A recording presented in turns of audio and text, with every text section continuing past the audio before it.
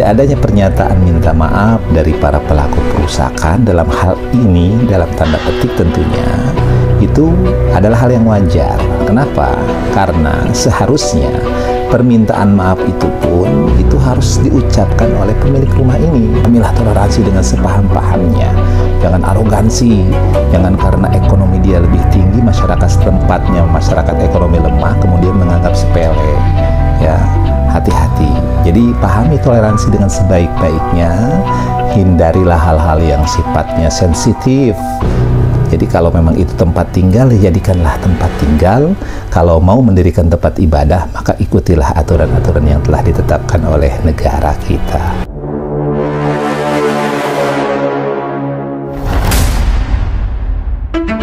Assalamualaikum warahmatullahi wabarakatuh. Bismillahirrahmanirrahim. Wassalatu wassalamu ala rasulillah amma ba'du. Selamat berjumpa kembali di AJ Dakwah TV. Semoga kita semua senantiasa diberikan kesehatan dan keberkahan oleh Allah Subhanahu wa Ta'ala. Amin ya Allahu ya Rabbal Alamin. Permasalahan kemarin di Cidahu, yakni di Kabupaten Sukabumi, berkaitan dengan perusakan terhadap salah satu rumah milik warga, itu memang adalah hal yang sangat cukup viral dan cukup juga menjadi perhatian nasional, baik dari Majelis Ulama Indonesia maupun dari beberapa elemen masyarakat dan pemerintah. Nah, dalam rangka mensikapi tersebut, alhamdulillah Kang Deddy Mulyadi sudah langsung terjun melihat ke lokasi tempat terjadinya perusakan terhadap bangunan tersebut.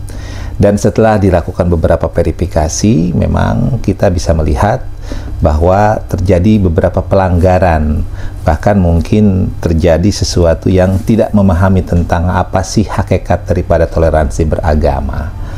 Sebagaimana kita ketahui, memang rumah ini ternyata itu sudah dijadikan sebagai tempat beribadah, tempat dijadikan ritual yang tidak semesti untuk peruntukannya. Nah, inilah yang memicu daripada kemarahan warga masyarakat, sehingga wajar warga masyarakat Sukabumi kemudian melakukan tindakan-tindakan yang walaupun itu adalah merupakan upaya untuk kemudian menselaraskan sesuai dengan peraturan, tetapi kemudian beritanya viral kemana-mana, sehingga seolah-olah warga masyarakat Sukabumi atau Cidahu inilah yang melakukan tindakan kejahatan atau tindakan-tindakan yang intoleransi.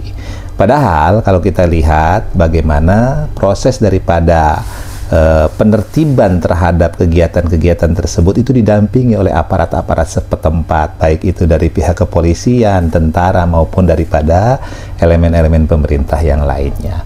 Tetapi walaupun demikian, kita bersyukur bahwa Kang Deddy Mulyadi sudah kemudian meninjau langsung ke lokasi, melakukan verifikasi, dan kita percayakan kepada Kang Deddy Mulyadi untuk mampu menyelesaikan masalah itu secara baik sesuai dengan proporsinya. Berkaitan dengan masalah pendirian tempat beribadah, memang sesungguhnya sudah diatur di dalam peraturan dua menteri, yakni Menteri Agama dan Menteri Dalam Negeri tahun 2006. Jadi bagi orang-orang yang hendak mendirikan tempat beribadah, ya, atau hendak membuat tempat beribadah, maka tinggal mengikuti prosedur-prosedur yang sudah ditetapkan. Nah, yang terjadi di Sukabumi ini memang sesungguhnya adalah boleh dikatakan wajar, karena rumah itu harusnya diperuntukkan untuk tempat tinggal, bukan untuk tempat kemudian kumpul-kumpul dan melakukan kegiatan-kegiatan ritual beribadah. Nah, yang terjadi kemarin kan di Sukabumi begitu. Jadi dari keluarga Manado Minahasa ini, mereka berkumpul dan kemudian melakukan kegiatan-kegiatan yang memang kegiatan-kegiatan itu adalah kegiatan-kegiatan peribadahan agama mereka, yang padahal bukan untuk peruntukannya. Dan warga masyarakat pun kemudian merasa terganggu karena akses warga itu tertutup oleh banyaknya orang yang mengikuti kegiatan tersebut. Nah, ini yang terlihat jelas bahwa memang ada pelanggaran di dalamnya. Belum lagi ada hal-hal lain yang memang semestinya tidak dilakukan. Ya, kalau seharusnya makan, kalau mau kumpul-kumpul, ya biasa-biasa saja, tidak melakukan kegiatan-kegiatan yang bersifat ritual gitu. Kalau misalnya kumpul-kumpul sekedar makan, kumpul-kumpul sekedar ya bersama-sama lah, menjalin keluargaan, menjalin kebersamaan antara keluarga, misalnya keluarga Minahasa atau keluarga tertentu atau keluarga manapun, maka tentu tidak akan ada timbul masalah di dalamnya. Apalagi saat itu momen 1 Muharram bertepatan dengan momen 1 Muharram malam Jumat. Jadi momen di mana kita paham bahwa umat Islam ini memiliki satu perayaan atau peringatan, yakni 1 Muharram tahun baru Hijriah, tepatnya 1447 Hijriah. Nah, ini seolah-olah jadi ada seolah-olah masyarakat di situ merasa bahwa apa yang dilakukan oleh yang memiliki rumah tersebut adalah sesuatu yang seolah-olah menantang kalau dalam bahasa Jawa Barat itu nantangin. Nah, itu yang membuat kemudian mereka bertindak anarkis, ya. Jadi ya memang harus lebih memahami kembali mungkin ya konteks daripada apa sih sebenarnya toleransi beragama itu. Pahami sesungguhnya kita punya rule of law-nya, ada aturan-aturannya yang setiap orang tinggal mengikuti aturan sajalah. Jadi kalau mau mendirikan rumah ibadah ya tinggal diatur, sesuaikan dengan peraturan-peraturan yang ditetapkan. Kalau memang itu rumah untuk tempat tinggal, ya jadikanlah tempat itu sebagai tempat tinggal, tempat berkumpul, hanya kegiatan-kegiatan yang biasa-biasa saja. Nah itu. Nah kalau kita lihat bagaimana surat keputusan 2 menteri ini pun sebenarnya sudah lama sekali menjadi pegangan di dalam menjaga toleransi beragama. 2006, sekarang udah tahun 2025, jadi udah sangat lama sekali surat SKB ini, surat keputusan bersama ini merupakan rujukan bagi masyarakat, bagi warga masyarakat, bagi rakyat Indonesia di dalam melaksanakan kebebasan beragama mereka. Luar biasa Kang Deddy Mulyadi kemudian kemarin secara langsung meninjau ke lokasi dan memberikan arahan-arahan serta bahkan beliau menyiapkan sejumlah uang untuk mengganti kerusakan-kerusakan yang muncul akibat daripada tindakan-tindakan masyarakat terhadap rumah tersebut yang memang mengalami beberapa kerusakan di dalamnya. Di sini kita bisa melihat bagaimana Kang Deddy Mulyadi penuh dengan bijaksana, beliau kemudian dengan penuh sebagai seorang pemimpin yang berusaha berdiri di tengah, tidak berlaku berat sebelah. Beliau kemudian mensikapi dengan sikap yang sangat profesional sekali, menempatkan segala sesuatu sesuai dengan aturan-aturan yang berlaku. Tapi ya tentunya kedepannya yang punya rumah ini ya mungkin salah satunya sebagai orang yang diamanahkan juga harus bisa memfungsikan rumahnya sesuai dengan fungsinya.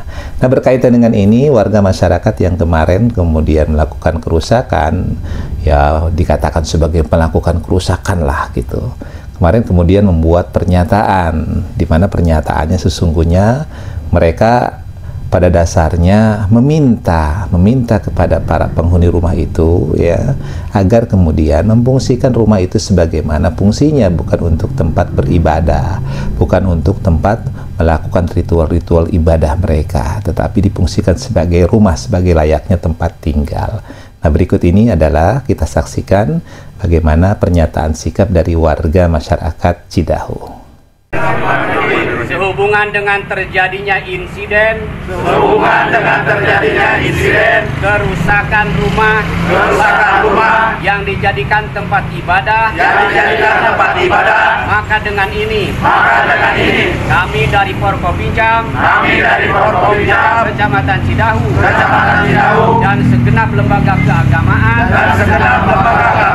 Kecamatan Cidahu serta tokoh masyarakat, tokoh pemuda menyatakan satu, bahwa situasi dan kondisi di wilayah Kecamatan Cidahu kondusif dan siap memelihara dan menjaga stabilitas keamanan di wilayah Kecamatan Cidahu. Dua, tidak akan terulang kembali kejadian insiden tersebut. Tiga, meminta jangan sampai lanjut ke proses hukum dan diharapkan diselesaikan dengan cara musyawarah mufakat. 4, Kami siap untuk mengganti kerusakan dan memperbaiki rumah tersebut. 5. Meminta kepada pemilik rumah agar rumah tersebut difungsikan sebagai rumah atau tempat tinggal dan tidak dijadikan rumah ibadah. 6. Bahwa insiden tersebut bukan pengerusakan tempat ibadah. Demikian pernyataan bersama ini kami buat untuk dijadikan bahan sebagaimana mestinya. Cidahu 28 Juni 2025 yang menyatakan Forkopinjam, lembaga keagamaan, tokoh masyarakat, tokoh pemuda, Kecamatan Cidahu. Nah, dari peristiwa yang terjadi di Sukabumi ini, tentu kita bisa menganalisa dan mengambil beberapa pelajaran di dalamnya. Yang pertama adalah bahwa mari semua orang, agamanya apapun, kita sama-sama menjunjung tinggi toleransi beragama. Pahami toleransi dengan sepaham-pahamnya agar tidak gagal paham. Artinya apa? Bahwa untuk memahami arti toleransi beragama itu maka sudah ada aturan yang mengatur di dalamnya. Ya, tentang berkaitan dengan pendirian tempat beribadah, itu sudah diatur sedemikian rupa dalam SKB 2 Menteri Agama dan Menteri Dalam Negeri tahun 2006. Ya, untuk mendirikan tempat beribadah itu kan setidaknya ada 90 KTP yang mengajukannya, kemudian juga ada 60 KTP ya yang kemudian menyatakan setuju didirikan tempat beribadah di dalamnya, di antaranya. Tapi di situ ada wadah namanya forum ya FKUB ya. Jadi FKUB ini didirikan baik di tingkat provinsi maupun di tingkat kabupaten. Agar apa? Agar semua orang bisa duduk bersama ya, dengan mengedepankan toleransi beragama di dalamnya, mengedepankan kerukunan di antara umat beragama. Jadi poinnya yang pertama adalah berpegang teguhlah kepada rule of law-nya, maka selesai. Lalu hal yang kedua yang bisa kita analisa adalah bahwa tidak adanya pernyataan minta maaf dari para pelaku perusakan dalam hal ini, dalam tanda petik tentunya, itu adalah hal yang wajar. Kenapa? Karena seharusnya permintaan maaf itu pun itu harus diucapkan oleh pemilik rumah ini. Kenapa? Karena dia telah memfungsikan rumah tidak sesuai dengan sebagaimana fungsinya rumah sebagai tempat tinggal. Karena mereka sudah mengumpulkan massa yang banyak. Ya, kalau lebih daripada 30 itu kan harusnya ada izin. Ya, ada izin berkumpul dan diketahui oleh aparat setempat. Tetapi itu tidak dilakukan. Nah, ini yang dipahami sehingga masyarakat di sekitar situ pun sehingga merasa kemudian mengganggu lah dalam bahasa itu, karena rumah itu bukan peruntukan untuk beribadah, belum lagi akses warga yang tertutup. Nah, seharusnya pemilik rumah itu meminta maaf terlebih dahulu ya, minta maaf kepada warga masyarakat setempat, nanti baru kemudian warga masyarakat setempat akan meminta maaf. Dan tentang masalah perusakan itu kan sudah diganti oleh Kang Deddy Mulyadi. Jadi Kang Deddy Mulyadi kita berterima kasih kepada beliau. Jadi hal yang kedua itu yang bisa kita analisa. Jadi sekali lagi kepada seluruh elemen masyarakat, siapapun dan apapun warga masyarakat, agamanya apapun, maka berpegang teguhlah, pahamilah toleransi dengan sepaham-pahamnya. Jangan arogansi, jangan karena ekonomi dia lebih tinggi, masyarakat setempatnya masyarakat ekonomi lemah, kemudian menganggap sepele. Ya, hati-hati. Jadi pahami toleransi dengan sebaik-baiknya, hindarilah hal-hal yang sifatnya sensitif. Jadi kalau memang itu tempat tinggal, jadikanlah tempat tinggal. Kalau mau mendirikan tempat ibadah, maka ikutilah aturan-aturan yang telah ditetapkan oleh negara kita. Nah, mudah-mudahan semua pihak dapat menahan diri dan semua pihak mengedepankan persatuan dan kesatuan antar bangsa kita. Mudah-mudahan video ini bisa memberikan inspirasi dan manfaat. Wallahu muwaffiq ila aqwamit thoriq. Assalamualaikum warahmatullahi wabarakatuh.